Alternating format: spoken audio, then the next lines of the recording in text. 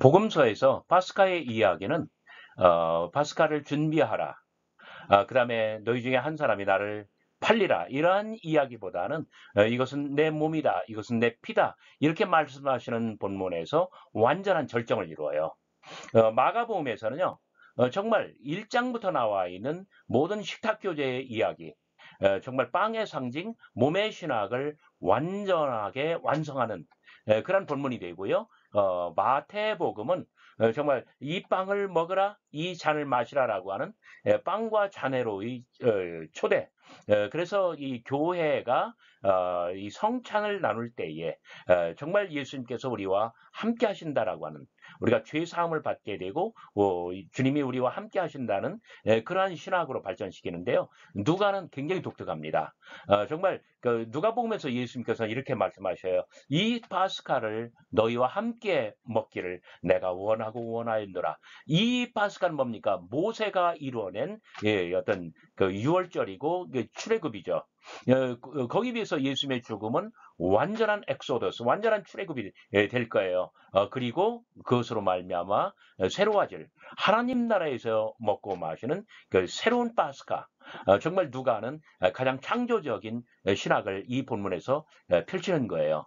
여러분, 그 마가복음과 마태복음 그리고 누가복음이 어떻게 이 예수님 최후의 만찬 이야기를 가장 창조적으로 발전시키고 있는지 저와 함께 비교해 보도록 하겠습니다. 먼저 마가복음 이야기입니다. 출발점이 되며 기준점이 되기 때문에 중요하죠. 그들이 먹을 때 예수께서 빵을 가지사 축복하시고 떼어 제자들에게 주시며 이르시되 받으라 이것은 내 몸이니라. 또 잔을 가지사 감사하기도 하시고 그들에게 주시니 다 이를 마시매 이르시되 이것은 많은 사람을 위하여 흘리는 나의 피 곧 언약의 피니라. 진실로 너희에게 이르노니 내가 포도나무에서 난 것을 하나님 나라에서 새 것으로 마시는 날까지 다시 마시지 아니하리라. 이 떡이라고 번역하지 않고 빵이라고 했어요. 신약 성경이 처음 우리말로 번역될 때는 빵이 보편화되지 않았어요. 그래서 떡이라고 했는데 지금은 빵과 떡이 각각 별도로 존재하잖아요. 빵이라고 번역하는 것이 옳습니다. 아르토스. 주요 요점 위주로 본문을 관찰하겠습니다. 자, 최후의 만찬 이야기는 모든 본문에서 빵 이야기, 빵 말씀과 잔 말씀으로 구성되어 있습니다. 그 중에 빵 말씀에서는 빵을 가지다, 축복하다, 떼다, 주다. 이것은 이 네 가지 연속적인 동작은 뭐냐면 이 성만찬, 성례전 때의 공식이잖아요. To have, to bless, to break, to give. 다시 말해서 최후의 만찬, 유월절 만찬 이야기에 성만찬의 어떤 의미가 스며들어 있다라고 평가할 수 있습니다. 자, 예수님께서는 말씀하십니다. 이 빵이야말로 바로 나의 몸이다. 예수님께서는 자, 마가의 신학이에요. 세상에 빵으로 존재하셨다. 생명의 근원으로 존재하셨다. 그래서 이 빵을 먹는 자, 정말 자기 안에 이 생명을 넣는 것이고 그리고 이 힘으로 말미암아 살 것이다. 자, 잔말씀은 어때요? 빵 말씀에 비하면 잔말씀은 굉장히 길어졌어요. 그래서 너무나 많이 확장돼서 불균형해졌는데 빵 말씀은 헬라어 기준으로 15개의 단어, 잔 말씀은 51개의 단어, 15대 51로 그 불균형이 극대화되고 있어요. 근데 마가복음에서는 잔이 이만큼 중요하게 여겨지는데 어떤 상징적인 의미가 있어요. 세베데이 두 아들이 예수께 다가와 으슥한 밤 청탁을 합니다. 주의 영광 가운데 저희 둘이 하나는 우편에 좌편 또 하나는 좌편에 앉게 하여 주옵소서. 너희가 나의 마시는 잔을 마실 수 있느냐? 예, 마실 수 있나이다. 제자들이 모르고 대답한 거예요. 근데 뭐예요? 이 잔은 겟세마네 기도 뭐라고 하셔요? 아버지요. 아버지께는 모든 것이 가능하오니 이 잔을 내게서 옮기시옵소서. 그러나 나의 의원대로 마옵시고 아버지의 의원대로 하옵소서. 이 잔은 순교의 잔, 죽음의 잔, 진노의 포도주 잔이에요. 너희가 이 잔을 마실 수 있느냐? 예, 마실 수 있나이다. 그러면서 14장 24절 다 이를 마심에 결국은 뭐냐면 다짐했고 또 마시고 예수 그리스도의 죽음과 부활 때까지는 제자들이 오해해요. 그러나 그 이후에 부활을 체험한 다음에는 그 눈에서 오해의 비늘이 벗겨지고 그리고 정말 주님처럼 담대하게 주님의 길을 걷게 되리라고 하는 그런 이야기예요.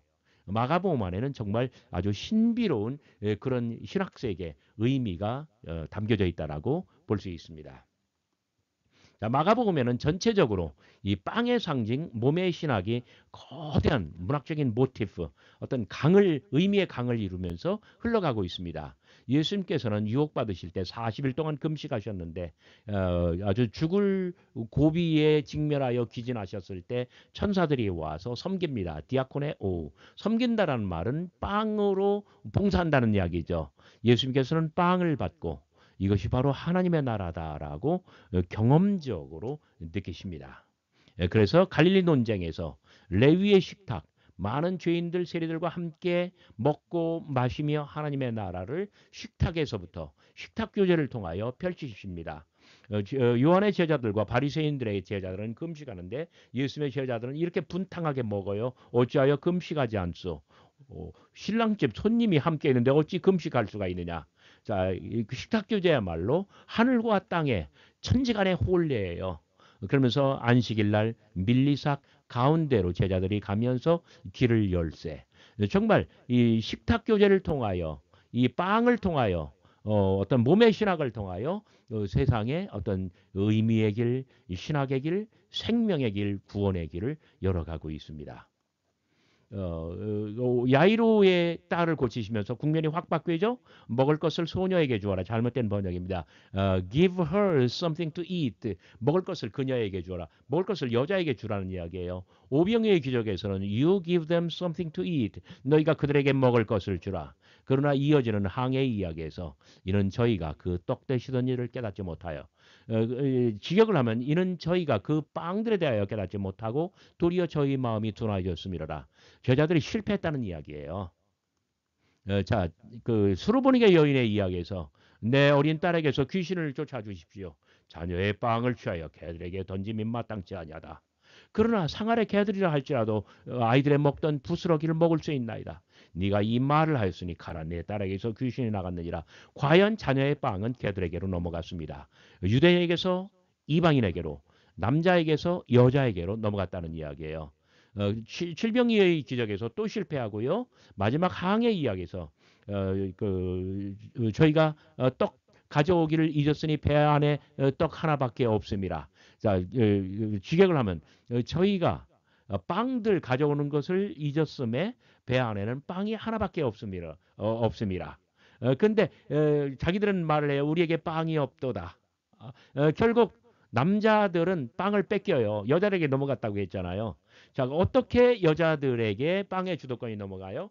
14장 3절부터 9절까지 한 여인의 어떤 베다니 나병 환자의 집에서 한 여인이 예수께 나와 머리의 향유를 불 때 가만두어라. 그가 힘있게 내 몸의 향유를 부어 나의 장례를 준비했다. 정말 한 여인이 예수의 몸에 향유를 부어서 당신의 장례를 준비했는데요. 바로 그 다음 본문에서 이 빵은 바로 내 몸이다라고 말씀하셔요. 여인이 향유를 부어 정말 어떤 생명의 빵으로 만들어냈다는 이야기예요. 그래서 이것은 그리스도 대관식의 이야기가 돼요. 14장 3절부터 9절까지의 이야기가 바로 이 이야기를 통하여 그 사건을 통하여 예수님의 몸은 생명의 양식으로 변화되고 그리고 제자들에게 주실 수 있었죠. 과연 예수님께서는 십자가 위에서 천주간의 혼례를 완성시키시고요. 그리고 아리마대 요셉은 십자가에서 몸을 내려 장례를 치르게 됩니다. 이것이 마가복음에 나와 있는 아주 거대한 빵의 상징 몸의 신학이라고 말할 수가 있습니다.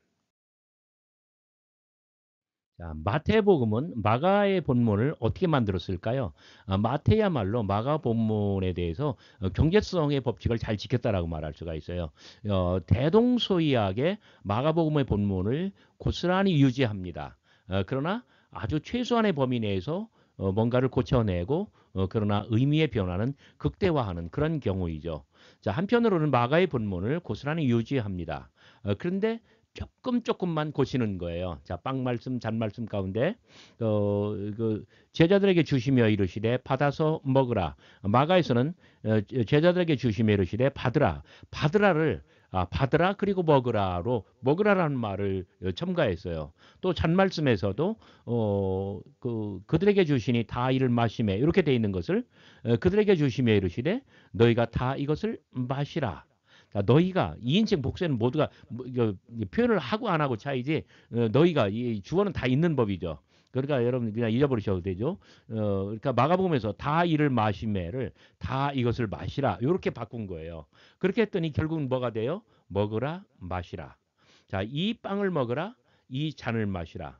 자, 이 빵은 나의 몸, 이 잔은 나의 피. 결국 교회를 향하여 성찬으로 부르시는 일종의 그 초대가 돼요.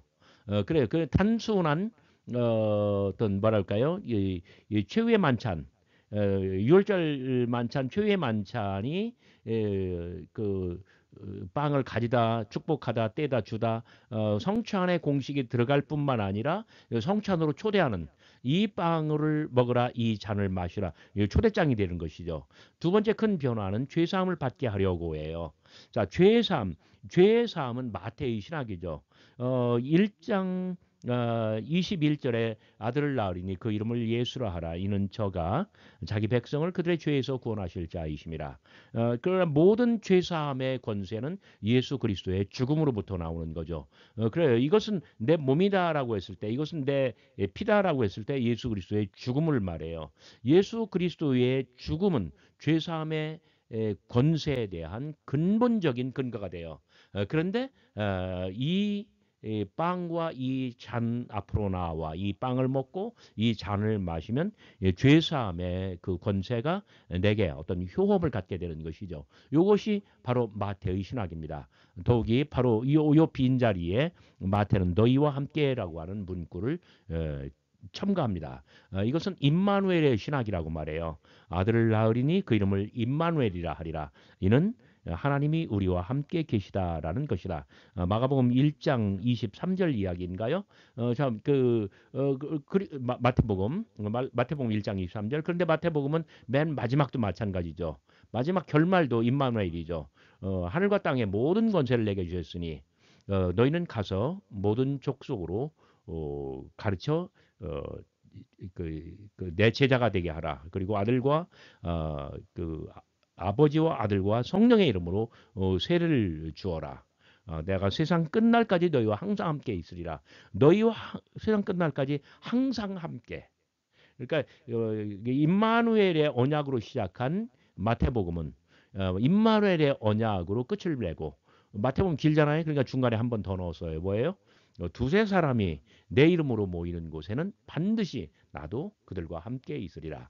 자, 마태복음은 먹으라 마시라 죄 사함을 얻게 한다. 그다음에 너희와 함께 임마누엘. 이것이 마태의 변형입니다. 누가는 또 어떨까요?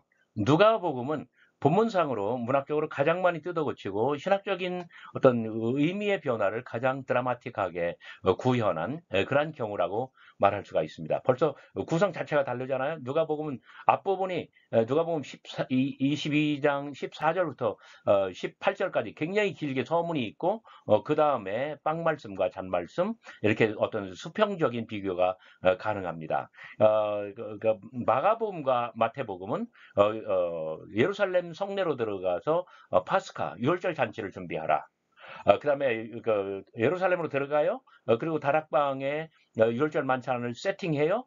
그랬더니 거기에서 한 사람이 나를 배반할 것이다 예고해요. 그리고 나서 어떤 최후의 만찬 보도가 나오잖아요. 그런데 누가복음은 완전히 바꿔버렸어요. 이렇게 최후의 만찬 보도 전에 이 서문이 들어가고 그 다음에 이 뒤에 가룟 유다의 어떤 배반의 그림자를 나타나게 만들었어요. 누가는 더욱이 이 서문에서 가장 드라마틱한 어떤 의미의 변화를 가져옵니다. 어떻게 하나요? 14절. 때가 이르매 예수께서 사도들과 함께 앉으사. 마가복음 14장 17절에는 예수님께서 저녁이 되었을 때 제자들과 함께 앉으사 이렇게 해놨어요. 그런데 이 사도들과 함께 그러니까 제자들이라고 말할 때에 비해서 굉장히 어떤 신학적인 비중이 걸리고 초대교회가 아주 묵직하게 받아들이는 그런 의미를 자아내죠. 그다음에 이르시되 내가 고난을 받기 전에 너희와 함께 이 유월절 먹기를 원하고 원하였노라. 이 유월절이라고 번역한 이게 뭐냐면 토파스카예요. 그다음에 자 유월 파스카라고 유월절이라는 말을 아예 명시적으로 못을 박습니다. 예수님께서는 그러니까 이 내가 고난을 받기 전에 죽음을 목전에 두고 있어요. 지금이 목요일 밤이니까 내일이면은 예수님께서 십자가에 달리시고 그리고 돌아가셔요. 예수님 그 임종 그 뭐랄까요 십자가 죽음 직전에 이 파스카를 함께 먹기를 간절히 원했다는 거예요. 그러면서 말씀하십니다. 내가 너에게 이르니 이 유월절이 하나님의 나라에서 이루기까지 다시 먹지 아니하리라. 비슷한 말씀을 한 번 더 하시네요. 내가 너에게 이르니 내가 이제부터 하나님의 나라가 임할 때까지 포도나무에서 난 것을 다시 마시지 아니하리라. 다시 먹지 아니하리라. 다시 마시지 아니하리라. 자, 다시는 먹지도 않고 마시지도 않겠다. 언제까지? 이 유월절이 하나님의 나라에서 이루기까지. 그다음에 하나님의 나라가 임할 때까지. 그러면은 지금 그 먹고 마시는 이 파스카는 뭐고? 그다음에 다시 올 파스카는 또 뭔가요? 자, 누가에게는 파스카, 유월절이 두 개가 있는 거예요. 첫 번째 파스카는 뭐예요? 이것은 모세가 이뤄낸 파스카. 그리고 이 파스카 다음에는 엑소더스, 유월절이 출애굽이 나오죠. 그렇다면은 그 다음 파스카는 뭐예요? 하나님의 나라에서 이루어질 파스카. 그러니까 유월절은 모세 때 한 번 이루어지고 그 다음에 예수님의 죽음과 부활을 통해서 다시금 이루어질 거예요. 그래요. 그 모세의 파스카를 너희와 함께 먹기로 내가 간절히 원하였다. 그러나 어느 때까지는 다시 먹지 아니하리라 다시 마시지 아니하리라. 어느 때까지? 진정한 파스카가 오기까지. 그것은 이 유월절이 하나님의 나라에서 이르기까지 그다음에 하나님의 나라가 임할 때까지. 그래요. 그 누가야말로 예수님의 어떤 그 죽음과 부활에 두 개의 파스카가 걸려 있다고 해요. 하나는 모세 때부터 이루어진 파스카, 두 번째로는 예수님의 죽음과 부활을 통해서 다시금 이루어낼 파스카. 자, 모세는 이 파스카를 통해서 출애굽, 엑소더스를 이루었죠. 근데 굉장히 흥미로운 게 누가복음 9장 31절입니다. 누가복음 9장 31절에 우리말로 뭐라고 번역을 했냐면은 장차 예수께서 예루살렘에서 별세하실 것을 말할세. 예루살렘에서 별세하실 것. 그러니까 예수님께서 돌아가실 거예요. 근데 그 원어가 어떻게 되냐면 테인 엑소돈 아우투 그의 엑소더스 그의 출애굽을 예루살렘에서 그의 출애굽이 있을 것을 비로소 말씀하기 시작하셨다. 그 뜻이에요. 다시 말해서 예수 그리스도의 죽음을 엑소더스, 출애굽, 대탈출로 여긴 것이죠. 그래요. 첫 번째 유월절, 첫 번째 파스카는 모세가 이뤄냈고 그때는 한 어린 양을 희생했고 그 피를 문설주에 발랐죠. 그런데 이 완전한 파스카, 진정한 파스카는 뭐예요? 어린 양 되시는 예수 그리스도의 죽음이에요. 그 죽음이 저와 모든 사람들을 다 구원할 것이고 그리고 진정한 하나님의 나라를 이루게 만들 것이에요. 9장 31절 별세, 그의 별세, 그러니까 사실은 그의 출애굽이라고. 그래서 누가복음에는 어떤 두 번째 유월절, 진정한 유월절, 그리고 완전한 대탈출, 이게 누가의 어떤 신학적 의미라는 것을 살펴보시기 바랍니다. 이 아랫부분은 제가 다음 페이지에서 별도로 설명하겠습니다. 누가복음에서 최후의 만찬 그 서문을 지나고 나면은 마가복음과 직접 수평적으로 비교할 수 있는 부분이 나옵니다. 그런데 마가복음에서는 마태복음도 마찬가지지만 빵 말씀, 잔 말씀 어마어마한 그 어떤 불균형이 있었잖아요. 잔 말씀이 기형적으로 길어지고 어떤 마가복음에서는 잔의 상징이 발생하고 그런데 뭐 다 이를 마시며 이런 말 다 빠지잖아요. 근데 누가복음에서는 잔 말씀이 어마어마하게 축소가 돼요. 그러면서 오히려 빵 말씀이 더 커지고 잔 말씀이 더 줄어들어요. 빵 말씀은 너희가 이를 행하여 나를 기념하라. 이런 말이 오히려 추가되고 그런데 자세히 보면은 요 부분도 마가복음하고 많이 달라져요. 그 누가복음은 바로 이 최후의 만찬 이 부분을 구성할 때 마가를 따르지 않았다는 것을 뜻합니다.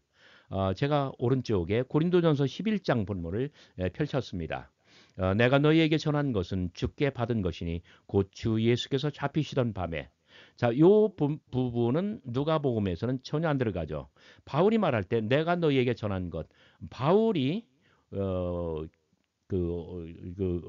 에베소에서 고린도전서를 쓸 때에 이렇게 말을 합니다. 내가 너희에게 전한 것은 그것은 바울이 선배로부터 받아서 고린도 교회에 정착시킨 어떤 전승이에요. 주께 받은 것이니 곧 주 예수께서 잡히시던 밤에 자 이렇게 최후의 만찬을 이야기하려고 하는 거 아니에요? 그렇기 때문에 바로 이 부분은 누가 하는 필요가 없는 것이죠. 그 빵을 가지사 여기 빵을 가져 똑같아요. 감사기도 하시고 여기는 축사하시고 그런데 유카리스테오 동일하게 유카리스테오 동일한 단어를 썼습니다. 근데 원래 마가복음에서 이 부분은 축복하시고 이 부분은 마가복음에서 유카리스테오가 아니라 전혀 다른 뭐 율로게오예요. 율로게오 축복하시다. 그런데 유카리스테오 왜 같은 단어일까요? 그 누가복음의 이 부분과 고린도전서 내가 너에게 전한 거 이것은 동일한 전승이었다는 거예요. 동일한 전승에 바울도 의존했고 누가도 의존했던 거예요. 그래서 그 마가에는 없는 너희를 위하는 내 몸이니 너희를 위하여 주는 내 몸이다. 너희를 위한다라고 하는 바로 이 부분이 마가복음에는 없지만 누가복음에는 들어갔고 고린도전서에서도 동일하게 발견되는 거예요. 피를 말할 때도 마찬가지입니다. 너희를 위하여 흘리는 자 누구누구를 위한다. 예수 그리스도의 어떤 대속적인 죽음이 누구에게 효험이 있는가를 이야기하는 거예요. 예수 그리스도의 어떤 대속적인 죽음은 믿는 이를 향한 구원과 생명의 이 놀라운 효험이 오는 것이니 당신의 죽음은 바로 너희를 위한 것이다.